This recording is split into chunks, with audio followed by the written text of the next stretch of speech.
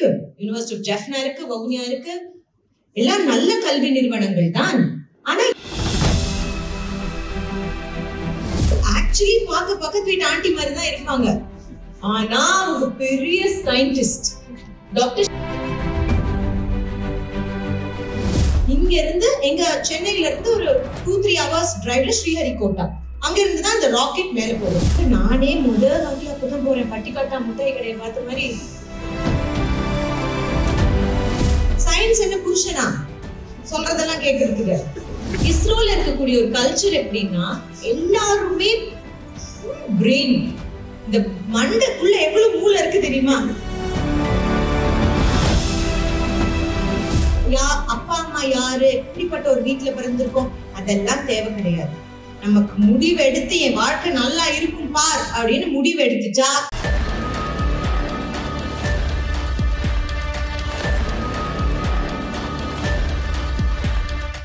Space fest 2025 நாங்க ஒரு 2 வருஷத்துக்கு முன்னாடி என் அன்பிற்குரிய அண்ணா இந்திரகுமார் பத்மநாபன், இந்த யூனிவர்சிட்டியோட சேர்மன், மானிப்பாயில பிறந்தவர், ஜெஃப்னால வளர்ந்து இங்க இருந்து ஸ்கூல் மட்டும் படிச்சு சிறு வயதிலேயே கனடாவுக்கு போய் அங்க மேற்படிப்பு படிச்சு என்ஜினியரிங் படிச்சு அவரோட ஃபைனல் இயர் ப்ராஜெக்ட் ஒரு கிச்சன் கேபினெட் மேனுஃபேக்சர் பண்ற அந்த ப்ராஜெக்ட் அப்பவே ரொம்ப பேர் பாராட்டினாங்க. ஏன்னா நம்ம வீட்டுல கிச்சன் கேபினெட்ஸ் எப்படி பண்ணுவோம், கிச்சனுக்கு கபோர்ட் எப்படி செய்வோம், ஒரு கார்பெண்டர் வருவார், அவர் செய்வார், அப்படித்தானே. ஆனா இது ஒரு எக்ஸிஸ்டிங் மாடலா செய்யலாம், எல்லா இடத்துலயும் யூஸ் பண்ணக்கூடிய ஒரு மாடலா செய்யலாம்னு அப்படி ஒரு ப்ராஜெக்ட் செய்தார். அந்த ப்ராஜெக்டுக்கு அவருக்கு நிறைய ஃபண்ட் கிடைச்சது. அதுல இருந்து ஆரம்பிச்சு படிப்படியா படிப்பையும் தொழிலையும் மட்டுமே ஃபோக்கஸ் பண்ணி இன்னைக்கு அவரோட கம்பெனி மேஜிக் வுட்ஸ் அப்படின்னு சொல்லக்கூடிய இந்த kitchen cabinet manufacturing company $1 billion business, கிட்டத்தட்ட 30,000 கோடி ரூபாய் பிசினஸ் செய்யறவர். அவரும் அவர் குடும்பமும் அங்கே தான் இருக்கிறாங்க. அங்கே இருக்கலாம்ல, அவருக்கு என்ன ஜாலியா இருக்கார், 4 கார் வச்சிருக்காரு, 4 வீடு வச்சிருக்காரு, சூப்பரா பிசினஸ் வச்சிருக்கிறாரு, அங்கே இருக்கலாமே. ஆனால் இல்ல, திரும்ப யாழ்ப்பாணத்துக்கு போகணும், அங்க இருக்க பிள்ளைகளுக்கு நல்ல தரமான உயர்கல்வி கிடைக்க வேண்டும். எனக்கு இருக்கு, யுனிவர்சிட்டி ஆஃப் ஜெஃப்னா இருக்கு, வவுனியா இருக்கு, எல்லாம் நல்ல கல்வி நிறுவனங்கள் தான். ஆனா எல்லாருக்கும் அதுல படிக்கிறதுக்கான வாய்ப்புகள் அமைவதில்லை. அப்ப நம்ம ஒரு பிரைவேட் இன்ஸ்டிடியூஷன் ஆரம்பிச்சா நம்மளால நிறைய பேருக்கு இந்த படிப்பை கொடுக்க முடியும். ஃபீஸ் வாங்கிட்டும் கொடுக்க முடியும், ஸ்காலர்ஷிப்ஸ் கொடுத்தும் கொடுக்க முடியும். இந்த கல்லூரியில் ஃபீஸ் கட்டி படிக்கிறவங்களும் இருக்கிறாங்க, ஸ்காலர்ஷிப்ல படிக்கிறவங்களும் இருக்கிறாங்க. எஸ் நிறைய பேர் ஸ்காலர்ஷிப்லயும் படிக்கிறாங்க. ஏ லெவல்ல நல்ல மார்க் வாங்கினவங்க, நல்ல இங்கிலீஷ் பேச கத்துக்கிற பிள்ளைங்க, அவங்க எல்லாருக்குமே இந்த கல்லூரியில் ஸ்காலர்ஷிப்போடையும் படிப்பு கிடைக்கும். அப்ப காலேஜ் ஆரம்பிச்சாச்சு, நிறைய பிள்ளைங்க இங்க படிக்க ஆரம்பிக்கிறாங்க. அப்ப சும்மா விட்டுடலாம்ல, ஆசைக்கு வந்தாச்சு, காலேஜ் ஆரம்பிச்சாச்சு. அப்ப சென்னையில என் வீட்டுக்கு பக்கத்து வீடு தான் அவர் வீடு. இப்ப நாங்க டின்னருக்கு உட்கார்ந்து சாப்பிட்டுட்டு இருக்கும் போது ஒரு நாள் சொன்னாரு, அம்மா யாருமே செய்யாத ஒரு விஷயத்த நான் அங்க செய்யணும், அந்த பிள்ளைகளை வச்சு செய்யணும், ஏதாவது ஒண்ணு யோசி. திரும்ப சொல்லும் போது தமிழகத்தில் சில கல்லூரிகள், எல்லா கல்லூரிகளும் கிடையாது, அங்க கிட்டத்தட்ட 20,000 கல்லூரிகள் இருக்கு இந்தியாவில, 20,000. ஆனா அந்த 20,000ல ஒரு 5-6 கல்லூரிகள் மட்டும் அவங்களோட ஸ்டூடெண்ட்ஸ் வச்சு ஒரு சேட்டலைட் பில்ட் பண்ணி, அந்த சேட்டலைட்ட ISRO, Indian space research organisation, ISROல லான்ச் வெஹிக்கிள் இருக்கு, அது ஒரு ராக்கெட்ல வச்சு அவங்க சேட்டலைட்ட மேல அனுப்புறாங்க. இப்ப நான் சொன்னேன், உங்க பிள்ளைகளை வச்சு அதை செய்றீங்களா? ஆனா ரொம்ப காஸ்ட்லி, கம்மி விலைக்கெல்லாம் செய்ய முடியாது. அவர் சொன்ன ஒரே வார்த்தை, எவ்வளவு செலவானாலும் பரவாயில்ல, ஏன் யாழ்ப்பாணத்துல இருக்கிற பிள்ளைகளும் இதே மாதிரி சேட்டலைட் லான்ச் பண்ணணும் சொன்ன அந்த மனசுக்காக இன்னைக்கு ஒரு பெரிய நாங்க யார போய் பார்த்தோம்? எனக்கு அங்க ஒரு ஃப்ரெண்ட் இருக்காங்க. அவங்க வந்து ஆக்சுவலி பார்க்க பக்கத்து வீட்டு ஆண்டி மாதிரி தான் இருப்பாங்க. ஆனா அவங்க பெரிய சயின்டிஸ்ட். டாக்டர் ஸ்ரீமதி கேசன் இங்க வருவாங்க, அடுத்த ஒரு மாசத்துல வருவாங்க. அவங்க என்ன செய்தாங்கன்னு சொல்றேன், அதுக்கப்புறம் அவங்க இந்த ப்ராஜெக்டோட எப்படி அசோசியேட் ஆனாங்கன்னு நான் சொல்றேன். கவர்மெண்ட்ல குழந்தை உரிமைகளை பாதுகாக்கக்கூடிய வேலை என்னோடது. இதை தவிர நான் ஒரு கல்வி உளவியலாளர், எஜுகேஷனல் சைக்காலஜிஸ்ட். குழந்தைகளை பாதுகாக்கிறது, அவங்களை படிக்க வைக்கிறது, அவங்க சந்தோஷமா இருக்காங்களா இல்லையா பாக்குறது, இதுதான் என் வேலை.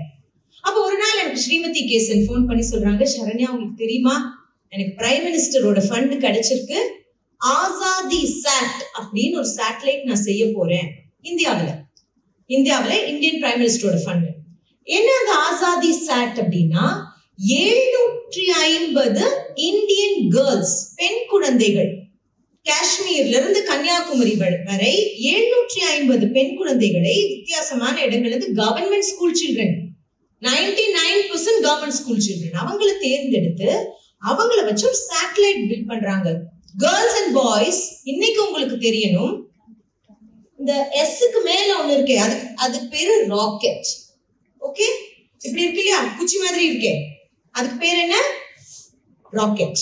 அங்க இருக்குல்ல ஒரு குட்டி பாக்ஸ் மாதிரி தெரியுதா, ஒரு குட்டி பெட்டி, அதுதான் சேட்டலைட். இப்படி எடுத்துட்டு போறது, இதுக்கு பேரு சேட்டலைட் இல்ல, இதுக்கு பேர் ராக்கெட். இது ஒரு வண்டி, லான்ச் வெஹிக்கிள். ஓகே, அப்ப இந்த வண்டிக்குள்ள இந்த சேட்டலைட் எல்லாம் பிக்ஸ் பண்ணி இந்த வண்டியை மேல அனுப்புவாங்க. அந்த வண்டி மேல போய் ஆர்பிட்ல போய் இந்த குட்டி சேட்டலைட்டை ஆர்பிட்குள்ள வச்சிடும். ஓகே, இதுல மேல நிறைய எக்ஸ்பிளனேஷன் சார் சொல்லுவாரு. பட் இப்படிதான் சேட்டலைட். இப்ப நம்ம விடுறது ராக்கெட் இல்ல, அது வந்து கவர்மெண்ட் தான் செய்வாங்க, நம்ம செய்யறது சேட்டலைட். அப்ப அதுக்கு கோடிங் இருக்கு, அதுக்குள்ள இருக்க காம்பனன்ட்ஸ்ல எல்லாம் ஒர்க் பண்ணணும். 750 பெண் குழந்தைகளும் கரண்ட் கூட இல்லாத கிராமங்களில் இருந்து வந்த பெண் குழந்தைகளும் அதுல இருக்கிறாங்க. கரண்டே இல்ல, அவங்க டிவின்னு அவங்க வாழ்க்கையிலே பார்த்தது கிடையாது, இப்படின்னா என்னன்னே தெரியாது. அப்படி இருக்கக்கூடிய பெண் குழந்தைகளை வச்சு டாக்டர் ஸ்ரீமதி கேசன் அந்த சேட்டலைட்ல பில்ட் பண்ணிட்டாங்க. இப்ப என்னாச்சு, ஒரு நாள் எனக்கு போன் அடிச்சு சொன்னாங்க, சரண்யா சேட்டலைட் எல்லாம் செஞ்சுட்டோம், நம்ம வந்து இந்த பிள்ளைங்களை இங்க எப்படியாவது சென்னைக்கு கூட்டிட்டு வந்துடணும். இங்க இருந்து எங்க சென்னையில இருந்து ஒரு 2-3 hours டிரைவ்ல ஸ்ரீஹரிகோட்டா, அங்க இருந்துதான் அந்த ராக்கெட் மேல போகும். அப்ப இவங்க எல்லாம் கூட்டிட்டு போய் அந்த இடத்துல காட்டணும், ஏற்பாடு பண்ணுவோம் வாங்க சொல்லி அத்தனை பிள்ளைகளையும் நாங்க சென்னைக்கு கூட்டிட்டு வந்து அங்க இருந்து ஸ்ரீஹரிகோட்டாக்கு கூட்டிட்டு போய் எல்லாரையும் அந்த இடத்துக்குள்ள விட மாட்டாங்க. ஒரு கேலரி இருக்கு, அந்த கேலரியில 740 பிள்ளைங்க அங்க இருந்தாங்க. 10 பிள்ளைங்க என்னோடையும் ஸ்ரீமதி கேசனோடையும் இந்த ப்ராஜெக்டுக்கு பெரிய அட்வைசரா இருந்த டாக்டர் பிரகாஷ் ராவ் சாரோடையும் கண்ட்ரோல் ரூம்னு சொல்லுவோம். அதாவது நீங்க டிவில எல்லாம் பார்த்திருப்பீங்க, சேட்டலைட் லான்ச் பண்ணும்போது ஒரு ரூம்ல எல்லாரும், கண்ணாடி ரூம்ல எல்லாரும் உட்காந்துருப்பாங்க இல்லையா, அது பேர் கண்ட்ரோல் ரூம். அந்த கண்ட்ரோல் ரூம்ல நானே முதல் வாட்டி அப்பதான் போறேன், பட்டிக்காட்டா முட்டாய் கடையை பார்த்த மாதிரி இப்படியே பார்த்துக்கிட்டே போனேன். அங்க என் கூட 5 பிள்ளைங்க, ஸ்ரீமதி கேசன், பெரிய பெரிய சயின்டிஸ்ட் எல்லாரும் இருக்காங்க. இந்த ராக்கெட்ல பல வகையான ராக்கெட் இருக்குமா, PSLVன்னு சொல்லுவோம், அது ஒரு வகையான rocket, polar satellite launch vehicle. அடுத்து GSLVன்னு சொல்லுவோம், அது ஒரு டைப் ஆஃப் ராக்கெட். இதெல்லாம் பெரிய பெரிய ராக்கெட். அப்ப இந்தியா என்ன செஞ்சுச்சு, SSLVன்னு ஒரு rocket, small satellite launch vehicle, ஒரு குட்டி ராக்கெட், செலவு கம்மியாக இருக்கக்கூடிய ராக்கெட், சேட்டலைட்டை கொண்டு போய் அழகா ஆர்பிட்ல வைக்கக்கூடிய ராக்கெட்டை நம்ம செய்வோமேன்னு இந்தியன் கவர்மெண்ட் SSLV செய்யறாங்க, ஸ்ரீமதி ஆசாதி சாட் செஞ்சிருக்காங்க. புரிஞ்சுச்சா? இப்ப இது ரெண்டுத்தையும் கம்பைன் பண்ணி இந்த குட்டி ராக்கெட் மேல போகுது. அப்ப இந்த பிள்ளைங்க எல்லாம் நின்னுட்டு இருந்தாங்க. இந்த ராக்கெட் முதல் வாட்டி SSLV அனுப்பும் போது மேல போனுச்சு, ஆனா கரெக்டா ஆர்பிட்ல போய் அது உட்காரல, அது எங்கிட்டோ போயிருச்சு. ஏன்னா ஃபர்ஸ்ட் டைம் SSLV மேல போகுது இல்ல, சேட்டலைட்ல பிரச்சனை இல்ல, எடுத்துட்டு போன லான்ச் வெஹிக்கிள்ல ஒரு கரெக்ஷன் ஏதோ ஒண்ணு பண்ணணும், அது போய் உட்காரல. அப்ப 750 குழந்தைகளும் இந்தியா முழுவதும் இருந்து கொண்டுட்டு வந்தாச்சு, இந்த சேட்டலைட் போய் உட்காரல. ஸ்ரீமதி கேசனுக்கு எப்படி இருக்கும், அதுல இருந்த சயின்டிஸ்டுக்கு எல்லாம் எப்படி இருக்கும், பேடா ஃபீல் பண்ணுவாங்களா? இல்லவே இல்லை. அதுதான் ஒரு நல்ல சயின்டிஸ்ட், ஒரு நல்ல என்ஜினியரோட மைண்ட் செட். சயின்ஸ் அப்படித்தான். சயின்ஸ்ல எடுத்த உடனே நம்ம நினைச்ச மாதிரி எல்லாமே நடக்கிறது கிடையாது. சயின்ஸ் என்ன புருஷனா சொல்றதெல்லாம் கேட்கறதுக்கு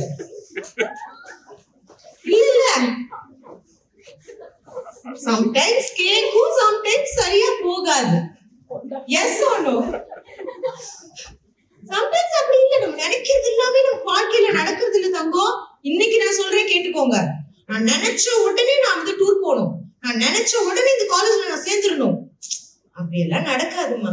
எல்லாத்துக்கும் ஆசைப்படலாம், அதுக்கு வேலை செஞ்சுக்கிட்டே இருக்கணும். ஒரு விஷயம் நடக்கலன்னா வெயிட் பண்ணலாம், மறுபடியும் அது நடக்கும். ஸ்ரீமதி கேசன் சார் எல்லாம் என்ன சொன்னாங்க, பரவாயில்ல நம்ம திரும்ப பில்ட் பண்ணுவோம், SSLVயும் கரெக்ட் பண்ணுவோம், திரும்ப பில்ட் பண்ணுவோம்னு சொல்லி. ஆனா அடுத்த முறையும் திரும்ப எல்லாரையும் கூட்டிட்டு வர முடியாது இல்ல, அது ஒரு பெரிய செலவு தானே. கிட்டத்தட்ட 3 மாதங்கள் கழித்து ஜனவரி, போன வருஷம் ஜனவரி மாதம் மறுபடியும் SSLVய ரெடி பண்ணிட்டாங்க இஸ்ரோ. ஓகே, அப்புறம் ஸ்ரீமதி கேசன் ஆசாதி சாட் ஏற்கனவே செய்தது தானே, திரும்ப இன்னொரு வர செய்யறதுக்கு கஷ்டம் கிடையாது, செய்துட்டாங்க. எல்லா பிள்ளைகளும் ஆன்லைன்ல இந்த லான்ச்ச நாங்க பார்த்தோம். ஆன்லைன்ல எல்லாரும் வீடியோ கால், 750 பேரும் வீடியோ கால். அப்ப இந்த SSLV மேல போகுது, அழகா இந்த சேட்டலைட் கலந்து போய் ஆர்பிட்ல உட்காரும் போது, girls today I tell you, அந்த 750 பெண் குழந்தைகள் கண்ணிலையும் தண்ணி வந்தது. அதுதான் வெயிட் பண்ணி கஷ்டப்பட்டு கிடைக்கிற ஒரு விக்டரியோட அருமை. அதுல அந்த மீட்டிங்ல சில பிள்ளைகள் சொன்னாங்க, மேம் அப்படின்னு ஒண்ணு இருக்குன்னு கூட எங்களுக்கு தெரியாது மேம், ஆனா நாங்களும் கண்டிப்பா ஒரு நாள் இஸ்ரோல போய் வேலை செய்யணும். இன்னைக்கு இந்த ஸ்பேஸ் ஃபெஸ்டோட பேக்ரவுண்டும் அதுதான். நான் அடிக்கடி சொல்ற ஒரு விஷயம், தெரியாத விஷயங்களை பற்றி கனவு கூட காண முடியாது. ஒரு விஷயத்தை பத்தி தெரிஞ்சா தானேமா அதை பத்தி கனவு கூட காண முடியும். நான் ஒரு சயின்டிஸ்ட் ஆகணும், நான் ராக்கெட் விடணும்னா அது சின்ன வயசுல எங்கேயாவது நீங்க கண்ணுல பாத்துருக்கணும்ல. அப்படி ஒரு வாய்ப்பை தான் உங்களுக்கு இங்கு ஏற்படுத்தி கொடுத்திருக்கிறோம். கண்ணை திறந்து பார்க்கணும், இங்க நம்ம வரல, புரியுதா? கண்ணை திறந்து எல்லாரும் என்ன செஞ்சிருக்காங்க, எப்படி இதை செய்திருக்கிறாங்க அப்படின்னு நம்ம கண்டிப்பா பார்க்கணும். சோ இந்த ப்ராஜெக்ட்ல வேலை செஞ்ச ஸ்ரீமதி கேசனை நானும் இந்திரன் அண்ணாவும் போய் மீட் பண்றோம். மீட் பண்ணி என்ன சொன்னோம், ஸ்ரீலங்கால நார்தர்ன் யூனியில இருக்க பிள்ளைகளும் இங்க இருக்கிற கவர்மெண்ட் ஸ்கூல் பிள்ளைகளும் சேர்ந்து, ஸ்லிட்ல இருக்கிற கொஞ்சம் ஸ்டூடெண்ட்ஸும் சேர்ந்து ஒரு சேட்டலைட்டை பில்ட் பண்ணணும். அதோட செலவை வந்து மொத்தமா நானே பாத்துக்கிறேன் அப்படின்னு இந்திரன் சார் சொன்னாரு. அவங்க வந்து yes we will do this project sir, நான் அதுக்கான எல்லா ஏற்பாடுகளும் பண்றேன் அப்படின்னு சொன்னாங்க. இதுக்கான பெர்மிஷன்ஸ கவர்மெண்ட்ல இருந்து வாங்கினாரு. அதுக்கு doctor Prakash Rao sir, sir கொஞ்சம் ஏஞ்சி நின்னுக்கோங்க சார், உங்களுக்கு ஒரு பெரிய கைத்தட்டல் கொடுக்கணும்.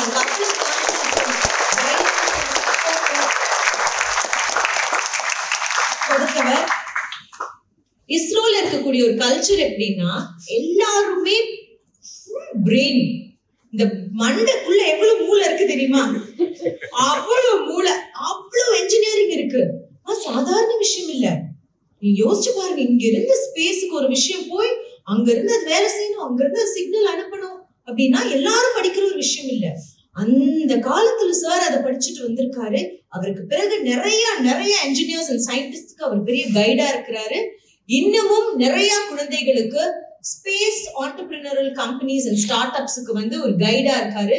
அவரு ரொம்ப ஜோக்கா பேசுவார். அவர் பேசும்போது உங்களுக்கு தெரியும், is a very humorous person. சீரியஸான விஷயங்களை கூட சிரிப்பா சொல்லக்கூடிய ஒரு திறன் கொண்டவர். அவரு இந்த நார்தர்ன் யூனி சாட்டுக்கு டாக்டர் ஸ்ரீமதி கேசனோட சேர்ந்து அவரும் ஒரு கைடா இருக்கிறாரு. இந்த நார்தர்ன் யூனி சாட் வந்து ஸ்டூடெண்ட்ஸ் பில்ட் பண்ண போறாங்க, ஆரம்பிக்க போறாங்க.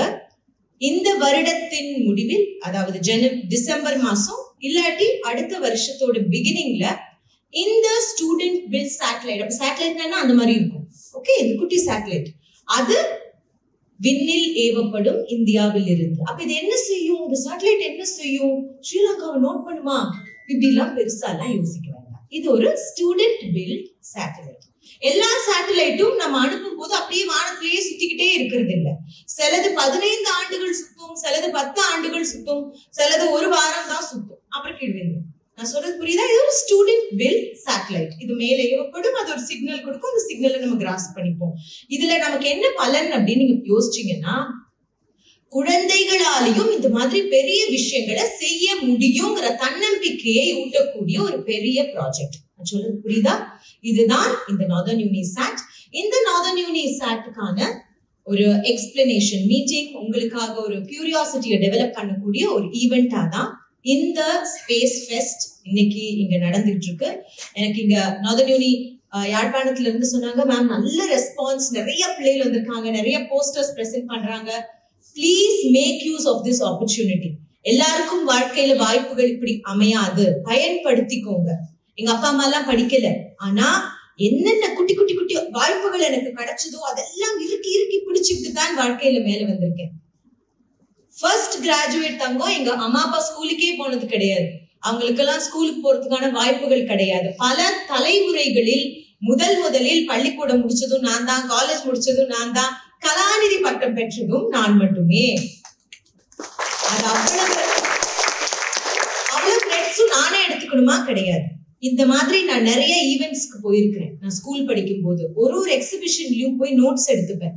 இது என்ன, இதுல நான் என்ன பண்ண முடியும், இதுல நான் எப்படி இதை பயன்படுத்திக்க முடியும், அப்புறமா எனக்கு எப்படி வாய்ப்பு கிடைக்கும், இப்படி எல்லாம் யோசிச்சு வாய்ப்புகளை பயன்படுத்தும் போது மட்டுமே நீங்க பெரிய ஆள் ஆக முடியும். சொல்றது புரியுதா? அப்பா அம்மா யாரு, எப்படிப்பட்ட ஒரு வீட்டுல பிறந்திருக்கோம், அதெல்லாம் தேவை கிடையாது. நமக்கு முடிவு எடுத்து என் வாழ்க்கை நல்லா இருக்கும் பார் அப்படின்னு முடிவு எடுத்துட்டா கண்டிப்பா நல்லா இருக்கும். இந்த வாய்ப்பை தயவு செஞ்சு பயன்படுத்திக்கோங்க. இதை எந்த அளவுக்கு நீங்க பயன்படுத்திக்கிறீங்களோ அந்த அளவுக்கு நீங்க சக்சஸ்ஃபுல்லா இருக்க முடியும்.